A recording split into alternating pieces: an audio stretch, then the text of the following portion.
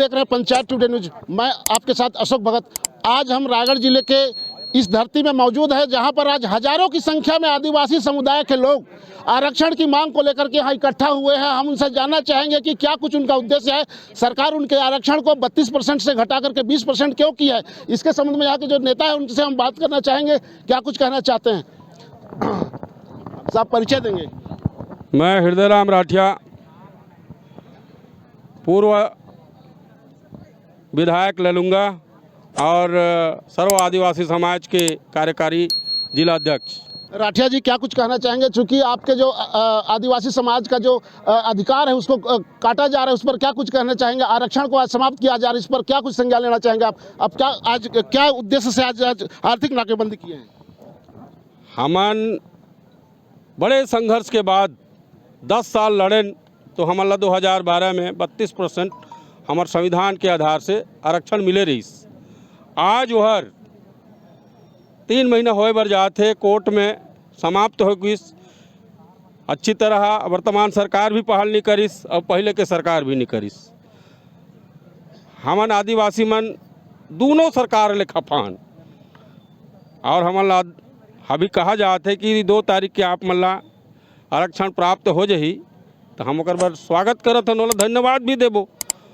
आज हमार जो उद्देश्य रही कि हमार 32% आरक्षण वापिस कर एकर आर्थिक नाकेबंदी पूरे प्रदेश भर में हर जिला में रखा गई से और ओकरे दरमियान रायगढ़ जिला में हमन भी रखे हन। और हमार सरकार ले अनुरोध है और हमार मांग है और आदेश भी है कि हमला 2 तारीख के 32% आरक्षण वापस करे। राठिया जी, अभी धर्मजगढ़ के विधायक जो लालजीत सिंह राठिया, उनके द्वारा क्या कुछ कहा गया था छातामुड़ा चौक में आकर के, उसके संबंध में थोड़ा सा बताएंगे? उन्होंने बड़े हर्ष और उल्लास के साथ वहाँ पे घोषणा किए कि 2 तारीख के हर हाल में आप लोगों को 32% आरक्षण मिलेगा, क्योंकि मैं भी आदिवासी हूँ।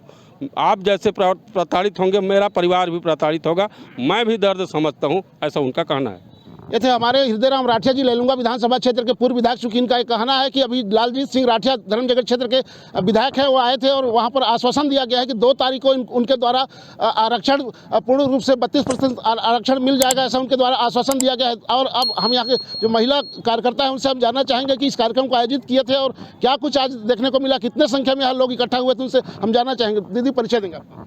मैं श्रीमती सुषमा खलखो, सर्व आदिवासी समाज जिला उपाध्यक्ष, महिला विंग का। क्या चीज़ को लेकर के आज यहाँ आप लोग आर्थिक नाकेबंदी किए हैं? शासन को नुकसान क्यों पहुँचाना चाहते हैं आप लोग? शासन को नुकसान नहीं पहुँचा रहे हैं, शासन को नुकसान हो रहा है, लेकिन हम पब्लिक का भी नुकसान है इसमें। 32% आरक्षण जो न्यायालय जो डिसीजन लिया, उसका विरोध के लिए आज आर्थिक नाकेबंदी यहाँ पर हम सब बिरसा मुंडा चौक उर्दना में किए हैं। और जब तक हमको 32% आरक्षण नहीं मिलता है तब तक हम लोग, हमारा आंदोलन जारी रहेगा, उग्र आंदोलन रहेगा। और हमारा जब तक हम सफल नहीं होते हैं तब तक हमारा आंदोलन जारी रहेगा। आगे भी हम लोग बड़ा से बड़ा आंदोलन करने जा रहे हैं, रेल रोको आंदोलन भी करेंगे हम लोग। सुषमा दीदी, आपसे पूछना चाहूँगा कि चूंकि इससे पहले जो है आदिवासियों को जो है डीलिस्टिंग किया जा रहा था, ईसाई आदिवासियों को अलग करने की एक साजिश रची जा रही थी। अभी कुछ ही दिन पूर्व जो है 2-3 महीने पूर्व इसमें जो है हाईकोर्ट के द्वारा ये कहा गया है कि आदिवासियों का आरक्षण को समाप्त किया जाए। इस पर क्या कुछ आप संज्ञान लेंगे? बार बार आदिवासियों के साथ ऐसा हो रहा है, कहाँ तक सही है? देखिए, आदिवासियों को हम एक संगठित होकर हैं आदिवासी लोग, तो हम लोगों को तोड़ने का ये षड्यंत्र और साजिश किया जा रहा है। मैं आदिवासी लोगों से बोलना चाहती हूँ कि हम लोग सर्व आदिवासी एकजुट होकर अपना अधिकार के लिए हम लड़ेंगे, ना कि किसी के बहकावे षड्यंत्र में जाकर हम आदिवासी अपने पैर में कुल्हाड़ी मार रहे हैं। ये जायज़ नहीं है। हमको एक होके अपना अधिकार के लिए लड़ना पड़ेगा।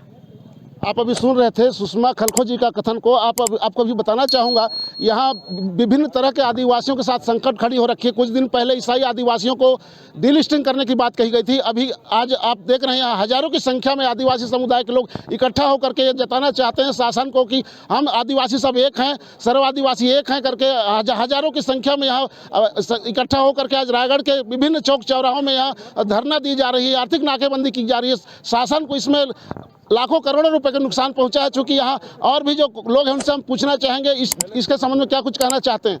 सर, परिचय देंगे आपका। मैं राजेश सिंह मरकाम हूँ तमनार से। क्या कुछ कहना चाहेंगे इसमें आरक्षण के संबंध में? हम तो यही कहना चाहेंगे कि जो यहाँ की सरकार को यहाँ के आदिवासियों ने पूर्ण बहुमत दिया, 67 सीट दिया, सरकार को चाहिए था कि वो अध्यादेश ला करके हमको जो 32% आरक्षण हिस्सा जनसंख्या के आधार पर उसको दे दिया जाना चाहिए था। लेकिन सरकार की नीयत और नीति सही नहीं थी, इसलिए आज जो बहाने कह रहे हैं कि हम सुप्रीम कोर्ट में हम आदिवासियों के पक्ष में हम खड़े रहेंगे। अभी आप लोग आर्थिक नाकेबंदी किए, शासन को कितना कुछ नुकसान हुआ है?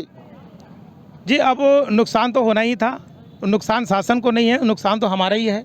लेकिन जब हमारे अधिकारों की बात आती है और हमारे अधिकारों का हनन हो रहा है, तब अब आज हमको सड़कों पर उतरना पड़ा। जिनको हमने विधानसभा में चुन करके भेजा वो हमारे हितैषी होते तो आज हमको सड़क पर उतरने की जरूरत ही नहीं है। हमारा खुद का नुकसान कराने की जरूरत नहीं, शासन को नुकसान तो है नहीं। राजेश जी, आपसे पूछना चाहूँगा, अभी लालजीत सिंह राठिया के द्वारा कहा गया, आश्वासन दिया गया है 2 तारीख तक धीरज धरने के लिए बोला गया है। ये आश्वासन से आप लोग कहाँ तक संतुष्ट हैं? बताएंगे कि 2 तारीख के बाद आरक्षण पुनः 32% लागू हो जाएगा, ऐसा उनका कहना। इस पर क्या प्रतिक्रिया देंगे आप? जी, छत्तीसगढ़ सरकार के द्वारा तो चुनाव के पहले भी बहुत सारा आश्वासन दिया गया था आदिवासियों को। हम 5वीं अनुसूची लागू करेंगे, पेशा एक्ट को लागू करेंगे। क्या उस पर अपनी बातों पर वो खरे उतरे हैं? क्या वो तो अपने घोषणा पत्र में लिख करके दिए थे, तब वो घोषणा पत्र पर खरे नहीं उतरे। तो क्या आज हम लालजीत की बात को मान करके हम कैसे आश्वस्त हो जाएं कि हमको हमारा 32% आरक्षण देंगे? यदि लालजीत को कहना है तो यहाँ पर सड़क पर नहीं, हमने तो उनको विधानसभा में भेजा है। वो विधानसभा में इस बात को क्यों नहीं रखते? विधानसभा में उस बात को रखें। वो तो ये थे अभी राजेश सिंह मरकाम जी, इनका कहना था कि विधानसभा में इस पटल पर इसको रखना चाहिए, अध्यादेश लाना चाहिए, ऐसा इनका कहना है। चूँकि यहाँ पर और भी महिलाएं हैं, उनसे हम बात करना चाहेंगे। दीदी, परिचय देंगे। मेरा नाम विद्यावती सिदार है, मैं तमनार से आई हूँ और गौड़ समाज की महामंत्री हूँ। जी, क्या कुछ कहना चाहेंगे आप आदिवासियों के आरक्षण की मांग को लेकर के? आज यहाँ हजारों की संख्या में आदिवासी समुदाय के लोग इकट्ठा हुए हैं और आर्थिक नाकेबंदी की है, आपका क्या प्रतिक्रिया इस पर? देखिए, अभी सर्व आदिवासी समाज का यहाँ पर आर्थिक नाकेबंदी किया गया क्या है 32% आरक्षण को लेके। 32% आरक्षण आज हमारा जो ख़त्म हो रहा है, ये हमारे बहुत ही दयनीय स्थिति है। क्योंकि जो आरक्षण आज ख़त्म हो जाती है तो हम कहीं के नहीं रहेंगे। आदिवासी एक्ट में क्या है, आज आरक्षण मिला है तब हम जनप्रतिनिधि बने हैं, पंचायत में हैं या जनपद में हैं या जिला में हैं या विधानसभा लोकसभा में हैं और शिक्षा विभाग में है, सभी विभागों में है। अगर आज हमारी 32% आरक्षण नहीं मिलती है तो आज हमारी ये इस पर क्या कुछ प्रतिक्रिया देना चाहेंगे? शासन की ओर से क्या कुछ आश्वासन दिया गया अब तक? देखिए, शासन ने तो बोला है कि हमको माने अभी लालजीत राठिया जी आए थे तो बोले हैं, आश्वासन दे के गए हैं। अगर नहीं करते हैं तो सर्व आदिवासी समाज की तरफ से हम लोग और उग्र आंदोलन करेंगे और अपना अधिकार को लेके रहेंगे। ये थी विद्यावती सिदार जी, अभी कह रही थी कि इनके द्वारा अगर 32% आरक्षण अगर बरकरार नहीं रखते हैं, वापस नहीं लाते हैं, तो तब तक इनका जो है आंदोलन जारी रहेगा, ऐसा इनका कहना है। आप देख रहे हैं पंचायत टुडे न्यूज। हमारे इस चैनल को अधिक से अधिक लाइक, शेयर, कमेंट और सब्सक्राइब करें। धन्यवाद।